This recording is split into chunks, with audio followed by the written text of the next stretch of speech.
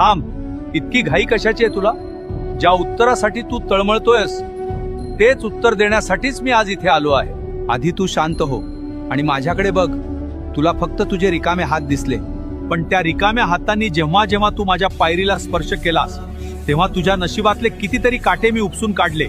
हे तुला दिसलं नाही. मी तुला रिकाम्या हाताने परत पाठवलं, कारण मला तुला चिल्लर नाही द्यायची होती. मला तुझी पात्रता इतकी वाढवायची होती की त्यात माझं यश मावेल. जर मी तुला पहिल्याच दिवशी सर्व दिलं असतं तर आज तू माझ्या दारात नसतास. तुझे पाय मातीला लागावेत, तुला माणुसकी कळावी म्हणून मी तुला इतके दिवस फिरवलं. पण आता तुझी परीक्षा संपली आहे, कारण आता मी जे देणार आहे ना ते सावरताना तुझे हे 2 हात सुद्धा अपुरे पडतील. धीर धर, तुला फळ गोडच मिळेल. आणि एक गोष्ट लक्षात ठेव, सदैव श्री स्वामी समर्थ नावाचा जप करत राहा. भिवू नकोस, मी तुझ्या पाठीशी आहे.